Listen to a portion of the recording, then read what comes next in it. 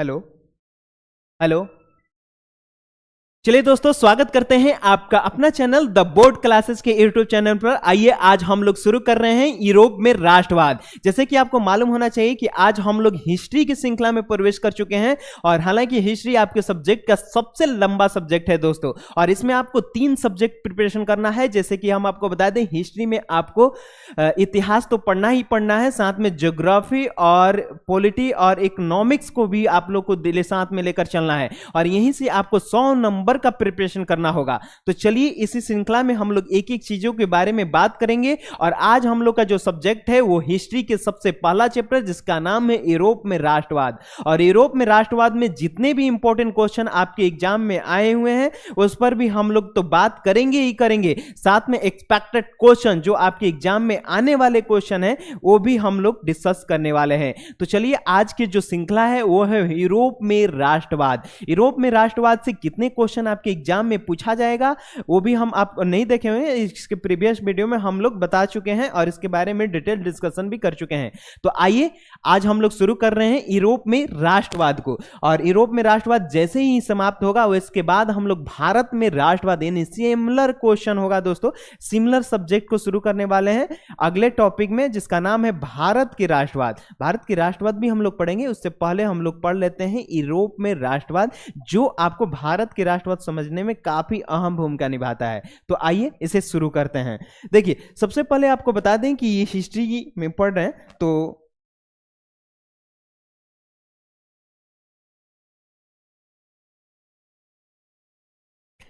आइए दोस्तों, 1 मिनट यहां पर पढ़ने से पहले आपको यहां पर जानकारी होनी चाहिए दोस्तों।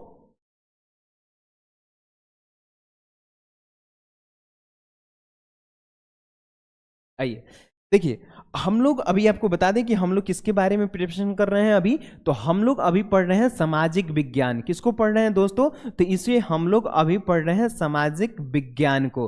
देखिए, सामाजिक विज्ञान के बारे में बात करें तो सामाजिक विज्ञान में आपको क्या पढ़ना है। देखिए, अभी तो जो टॉपिक है उसमें सबसे पहले हम लोग पढ़ेंगे हिस्ट्री को दोस्तों। हिस्ट्री जिसे आप इतिहास कहते हैं दोस्तों, हम लोग बात करने वाले हैं इतिहास के बारे में। किसके बारे में? इतिहास पढ़ेंगे, जिसे आप लोग हिस्ट्री कहते हैं दोस्तों। क्या कहते हैं? हिस्ट्री कहते हैं। उसके बाद आप लोग पढ़ेंगे, उसके बाद हम लोग शुरू करने वाले हैं ज्योग्राफी को। किसको करेंगे दोस्तों? ज्योग्राफी शुरू करने वाले हैं। और ज्योग्राफी जिसे आप भूगोल कहते हैं दोस्तों, भूगोल के भी बारे में हम लोग बात करेंगे। उसके बाद हम लोग का जो अगला टॉपिक होगा, अगला चैप्टर होगा, उसका नाम होगा दोस्तों पॉलिटी। पॉलिटी से भी क्वेश्चन आपके एग्जाम में आते हैं, जिसे आप लोग राजनीतिक विज्ञान कहते हैं दोस्तों। क्या कहते हैं? राजनीतिक विज्ञान कहते हैं। यहां से भी हम लोग क्वेश्चन के बारे में विश्लेषण करने वाले हैं। उसके बाद आपको यहां पर देखने पड़ेगा इकोनॉमिक्स। क्या पड़ेगा दोस्तों? इकोनॉमिक्स से भी क्वेश्चन आपको मिलता है। इकोनॉमिक्स जिसे आप लोग अर्थशास्त्र कहते हैं दोस्तों, अर्थशास्त्र कहते हैं दोस्तों। अर्थशास्त्र भी हम लोग बात करेंगे। और ज्योग्राफी की हम लोग जब आएंगे तो ज्योग्राफी में हम आपको बताएंगे कि कौन कौन से टॉपिक पर बात करने वाले हैं। सबसे पहले हम आपको बता दें कि अभी हम लोग जिसके बारे में डिस्कस करेंगे वो हिस्ट्री यानी इतिहास के बारे में बात करने वाले हैं।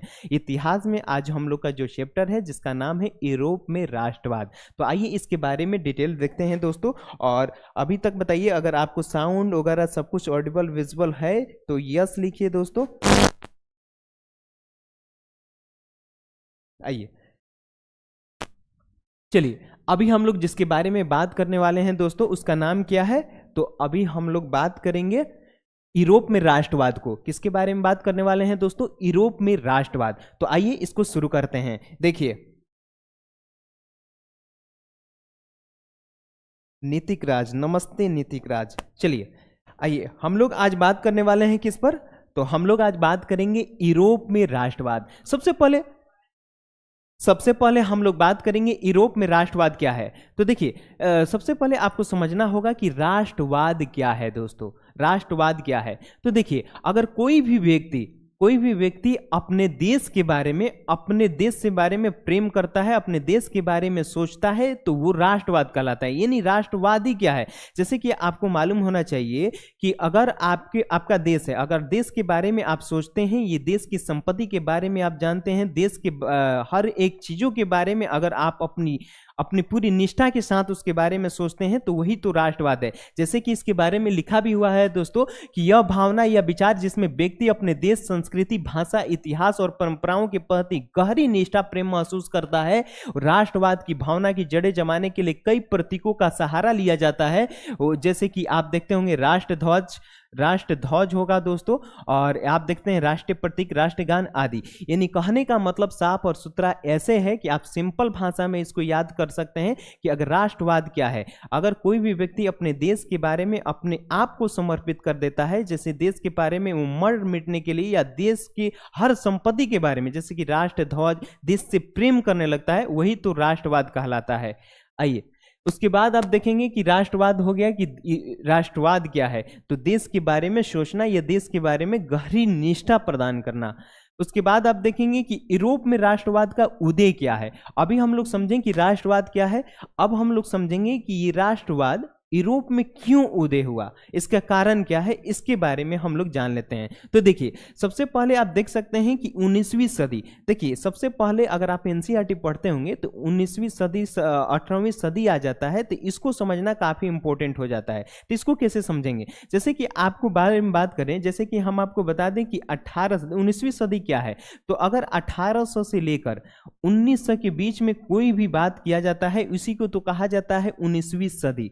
अभी हम लोग किस सदी में जी रहे हैं दोस्तों, तो अभी आप देखेंगे कि अभी चल रहा है 2025, क्या चल रहा है 2025, तो ये हम लोग का कौवा सदी है दोस्तों, तो 21वीं सदी में चल रहे हैं। जैसे कि आपको मालूम होना चाहिए 2000 से लेकर 3000 के बीच में अगर कोई सदी आता है उसे 21वीं सदी कहा जाता है।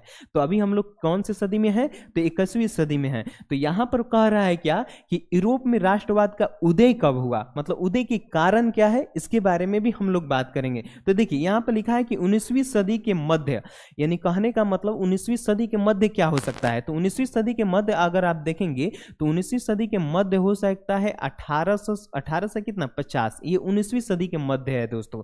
तो ये वहीं की बात कर रहा है कि 19वीं सदी के मध्य तक यूरोपीय देशों का रूप वैसा नहीं था जैसा आज है।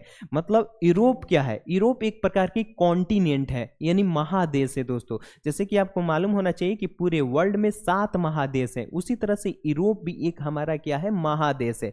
तो उस महादेश में क्या हो रहा था कि 19वीं सदी के मध्य तक यूरोप देशों का रूप वैसा नहीं था जो आज है। यानी कहने का मतलब ये हुआ कि 19वीं सदी 1850 का जब वर्ष चल रहा था, तो उस टाइम आज जैसा हालात नहीं हुआ करता था, क्योंकि वहां पर मोनार्की जैसा सिस्टम चल रहा था। मोनार्की यानी कहने का मतलब राजतंत्र चल रहा था दोस्तों। क्या चल रहा था दोस्तों, राजतंत्र चल रहा था। और आज क्या है, आज अधिकांश देशों को देखेंगे कि वो लोकतंत्र में प्रवेश कर चुके हैं। जैसे कि भारत भी एक लोकतांत्रिक देश है, वैसे भी यूरोप में बहुत ऐसे देश हैं वो जो लोकतांत्रिक व्यवस्था में आ गए हैं। वही बात बता रहा है कि 19वीं सदी के मध्य तक यूरोप देशों का रूप वैसा नहीं था जैसा आज है। उसके बाद देखेंगे कि विभिन्न क्षेत्रों पर अलग अलग राजाओं का राज हुआ करता था, और इसे ही तो राजतंत्र कहा जाता है। यानी कहने का मतलब हो गया दोस्तों कि अगर राष्ट्रवाद समझना है तो आपको ये पॉइंट भी समझना बहुत जरूरी हो जाता है। जैसे कि हम बात करें कि 19वीं सदी की मध्य यानी 1850-55 का जो वर्ष चल रहा था, उस टाइम यूरोप में राजतंत्र चल रहा था, राजाओं का शासन हो रहा था। राजाओं का शासन हो रहा था तो वहां पर एक क्रांति होगा, और उस क्रांति के मध्य लोगों के अंदर राष्ट्रवाद की भावना जगेगी, और लोग को बताया जाएगा कि ये देश आपका है, देश की संपत्ति आपकी है, अगर इस देश पर आपका अधिकार होगा तो ये देश के लिए आप मरेंगे मिटेंगे तभी ये देश आपका होगा। यानी देश के लिए आपको लड़ना पड़ेगा, तभी तो लोग आएंगे इस देश के बारे में लड़ेंगे। वही तो राष्ट्रवाद है दोस्तों। तो आप देख सकते हैं कि विभिन्न क्षेत्र पर क्या था, अलग अलग राजाओं का राज हुआ करता था दोस्तों, अलग अलग राजाओं का राज हुआ करता था। उसके बाद क्या होगा दोस्तों, तो आपको मालूम होना चाहिए कि उसके बाद क्या होता है कि उस काल में कई ऐसे परिवर्तन हुए जिनके कारण समाज में बदलाव हुए दोस्तों, और समाज में आए परिवर्तनों में राष्ट्रवाद की भावना को जन्म दिया। यानी कहने का मतलब कि जब वहां पर राजतंत्र चल रहा था और मोनार्की जैसे सिस्टम वहां पर लागू हो रहा था दोस्तों, तो उसको देखकर लोगों में ये मतलब कि जिस तरह से आज हम लोग फ्रीडम ले रहे हैं उस तरह से फ्रीडम उनको होगा? बिल्कुल नहीं होगा। आप थोड़ा सोचिए कि आप एक लोकतांत्रिक देश में जी रहे हैं। लोकतांत्रिक देश में होता है कि सभी को बोलने का अधिकार होता है, सभी को चलने का अधिकार होता है, यानी हर नागरिक को एक प्रकार से देखा जाता है। उसी तरह से राजतंत्र में ऐसा होता है? बिल्कुल नहीं। राजाओं का शासन होता था, राजाओं जैसे चलते थे वैसे ही चला जाता था।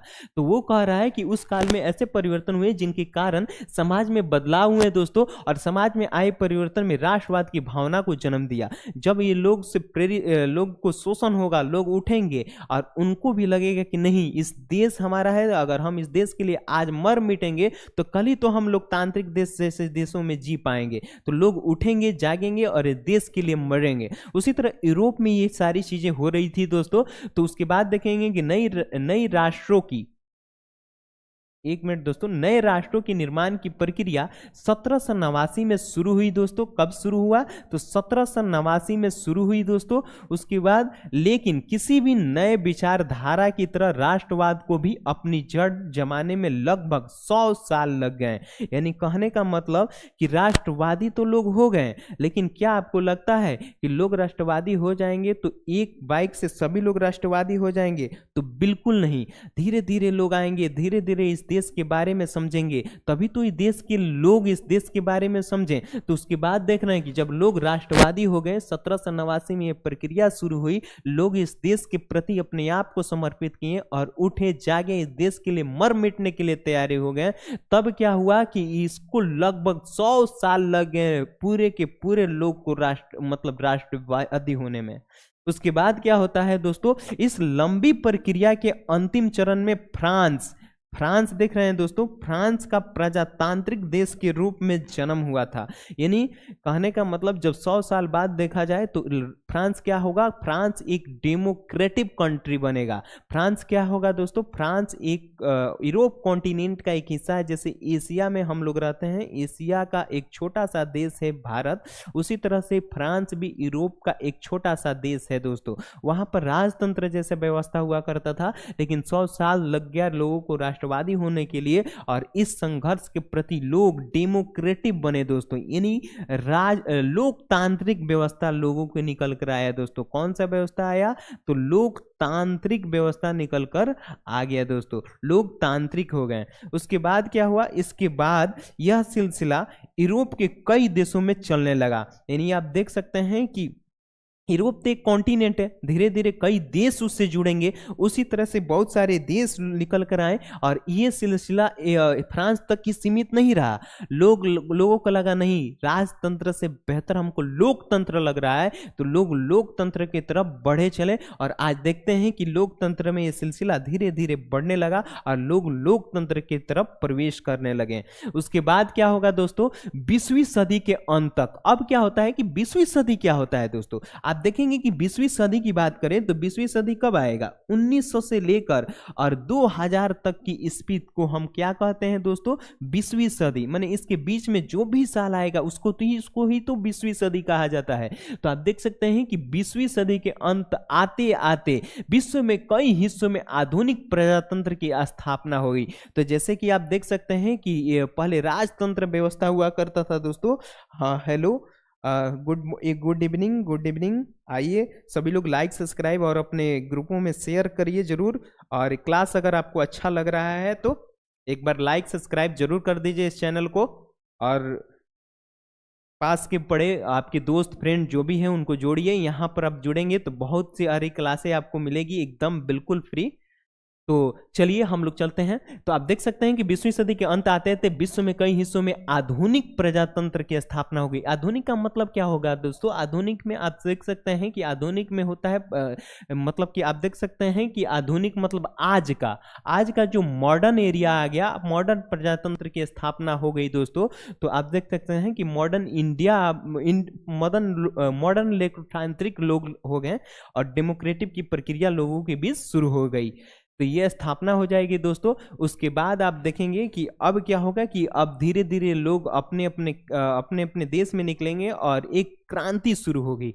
और उस क्रांति, जैसे कि हम आपको बताएंगे दोस्तों, आप समझने की कोशिश कीजिए यहाँ पर दोस्तों। जैसे कि आप देख सकते हैं कि एक देश था जिसका नाम था फ्रांस। क्या था दोस्तों? एक देश था जिसका नाम था फ्रांस। अभी हम लोग देख रहे थे दोस्तों कि मतलब लोकतांत्रिक क्या है। तो लोकतांत्रिक में हम लोग ये समझें कि पहले राजाओं का शासन हुआ करता था। राजाओं का शासन हुआ करता था तो बहुत लोग उस शासन को स्वीकार नहीं करते थे, क्योंकि लोग चाहते थे कि चेंज हो रहा था धीरे धीरे। चेंजिंग के साथ साथ लोग क्या हो गए, आगे आए। आगे आने के बाद लोग क्या हो गया कि लोग डेमोक्रेटिक कंट्री के ओर अग्रसर हुए हैं, क्योंकि उनको मोनार्की जैसे सिस्टम नहीं चाहिए। उनको लग रहा था कि हमको अगर लोकतांत्रिक व्यवस्था में अगर हम जीते हैं तो हमको बोलने का अधिकार होगा, हमको जीने का अधिकार होगा, चलने का अधिकार होगा। लेकिन क्या राजाओं का शासन होता था तो ऐसा होता था? बिल्कुल नहीं होता था। तो लोग धीरे धीरे अपने देश के बारे में सोचेंगे और इस देश के लिए मर मिटने के लिए तैयार हो जाएंगे।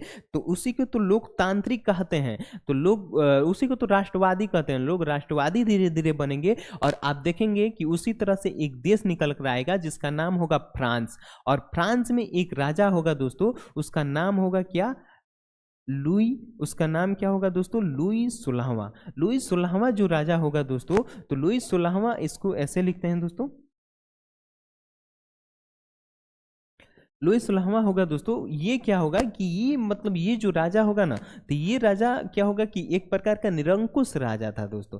ये अपने अपने राज्य में काम पाठ नहीं करता था। काम उम नहीं करने के कारण यहाँ के जो प्रजातंत्र थे, जो लोग थे, इसको देखकर बहुत ज़्यादा मतलब खुश नहीं थे, जिसके कारण ये लोगों में क्रांति होगा। और क्रांति के बाद लोग सड़क पर आएंगे, इसके विपक्ष में लोग आंदोलन करेंगे। आंदोलन के बाद इसको क्या किया जाएगा दोस्तों? इसको मतलब राजा के पद से इसको समाप्त कर दिया जाएगा, मतलब ये राज छोड़कर भाग जाएगा। उसके बाद क्या होगा कि लोग मतलब कि लोग जो हो जाएंगे, वहाँ के आम पब्लिक क्या हो जाएंगे, सत्ता को अपने पकड़ में ले लेंगे। अब वहाँ के लोग वहाँ के शासक हो जाएंगे और शासक होने के बाद देश को धीरे धीरे चलाएंगे। चलाने के बाद एक नए देश उभर कर सामने आएगा और उसके बाद फ्रांस में एक नई क्रांति की शुरू हो जाएगी। तो आइए उसको समझते हैं और उसको समझने के बाद इस टॉपिक को जो भी क्वेश्चन आएंगे उस पर भी हम लोग बात करेंगे। तो सबसे पहले इसको देख लेते हैं दोस्तों। देखिए, तो क्या होती है दोस्तों?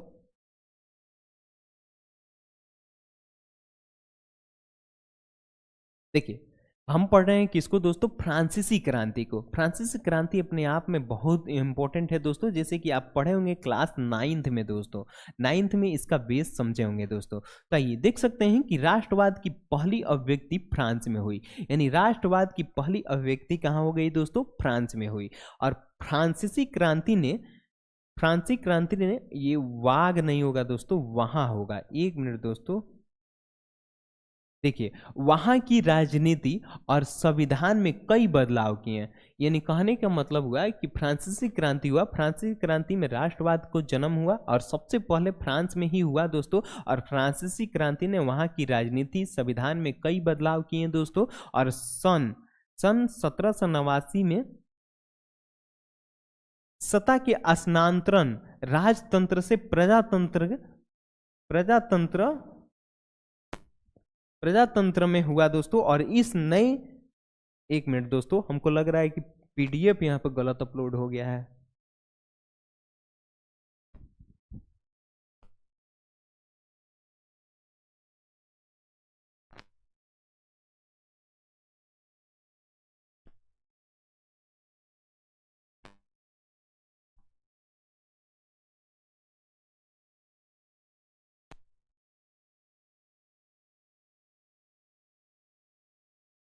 एक मिनट दोस्तों, तो देख सकते हैं कि सन 1789 में सत्ता स्थानांतरण हुआ और राजतंत्र से क्या हो जाएगा? प्रजातंत्र में हो जाएगा। और इस नए संख्या के गठन नागरिकों द्वारा हुआ था। मतलब इस नए संस्था की गठन किसके द्वारा हुआ था दोस्तों? नागरिकों के द्वारा। नागरिक क्या करेंगे? वहां के अपने सत्ता अपने हाथ में ले लेंगे और अपने हाथ से लेकर इस राजतंत्र में एक नई व्यवस्था को शुरू कर देंगे। उसके बाद क्या होगा दोस्तों? अब क्या होगा दोस्तों? लोगों में राष्ट्र की भावना की रचना हो जाएगी। तो देखिए, क्रांतिकारियों ने लोगों में राष्ट्रवाद, देखेंगे दोस्तों, राष्ट्रवाद की भावना स्थापित की तथा कई कदम उठाए जो निम्नलिखित है। जैसे कि देख सकते हैं कि बहुत सारे कदम होंगे दोस्तों जो उसके प्रति उठेगा दोस्तों। तो देखिए क्या हो जाएगा दोस्तों, सबसे पहले राजसी प्रतीकों को हटाकर नए फ्रांसीसी झंडे का इस्तेमाल किया गया। राष्ट्र के नाम पर नए स्तुति नहीं, ये क्या होगा, नई स्तुति गति नहीं होगा दोस्तों, नई स्तुति गीत बनाए गए दोस्तों, और शहीदों को नमन किया गया दोस्तों, और एक व्यवस्था बनाई गई जिसमें सभी नागरिकों के लिए एक जैसे नियम बनाएंगे। और फ्रांस में प्रचलित कस्टम ड्यूटी एक प्रकार का टैक्स होता था, और इस टैक्स को क्या किया गया दोस्तों, समाप्त किया गया। यानी इस बागडोर को अब नागरिक संभालेंगे, नागरिक अपने हाथ में इस बागडोर को संभालेंगे। और संभालने के बाद आप देख रहे हैं क्या होगा दोस्तों, सबसे पहले क्या हो जाएगा कि राजा के प्रतीकों को हटाकर फ्रांसीसी झंडे का इस्तेमाल किया गया। मतलब राजतंत्र जो चल रहा था, राजा का जो प्रतीक था उसको हटा दिया गया और यहाँ पर फ्रांस का झंडा का इस्तेमाल किया गया। दूसरी बात देखेंगे कि राष्ट्र के नाम पर स्तुति गीत बनाए गए, मतलब वहाँ के राष्ट्र की जो गीत थी उस गीत को बनाया गया और लागू किया गया। उसके बाद देखेंगे दोस्तों क्या होता है, शहीदों को नमन किया गया और एक व्यवस्था बनाई गई जिसमें सभी नागरिकों के लिए एक जैसे नियम बनाए गए। कैसे नियम बनाए, एक जैसे। जैसे कि आप देखते हैं कि भारत भी एक लोकतांत्रिक देश है और इसमें जो भी नियम बनता है, ये नहीं कि आप अमीर हैं तो आपके लिए ये नियम होगा और आप गरीब हैं तो आपके लिए ये नियम होगा, तो बिल्कुल नहीं। इसमें नए नए नियम बनाए गए और इस नियम के अनुसार चला। उसके बाद देखेंगे फ्रांस में प्रचलित कस्टम ड्यूटी यानी टैक्स को समाप्त कर दिया गया। आगे देखिए, उसके बाद देखेंगे कि क्या होगा दोस्तों, फ्रेंच भाषा को राष्ट्र की आम भाषा के रूप में बढ़ावा दिया गया दोस्तों। और फ्रांस में होने वाली गतिविधियों ने यूरोप के कई शहरों के लोगों को प्रभावित किया। तो उसके बाद देखेंगे इन शहरों में शिक्षित मध्य वर्ग के लोग छात्र द्वारा जैकोबिन क्लब क्या होगा दोस्तों, जैकोबिन क्लब आप देखेंगे,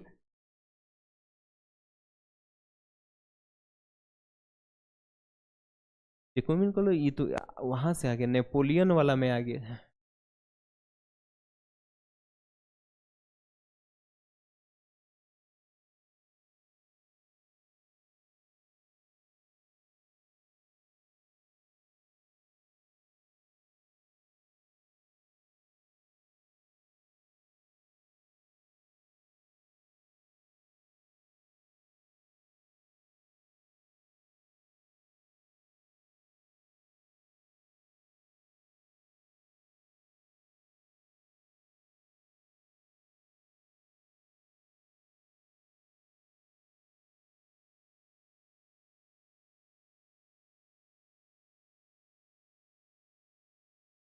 दोस्तों टाइपिंग महोदय ने यहाँ पर कुछ गलती कर दिए हैं और यहाँ पर देख सकते हैं कि इधर का थोड़ा टाइपिंग मिस्टेक हो गया है, जिसके कारण हम आपको थोड़ी देर में अगर क्लास सही होता है तो देंगे, नहीं तो नेक्स्ट क्लास में आपको मिलेगा दोस्तों, इसको फिर से शुरू किया जाएगा।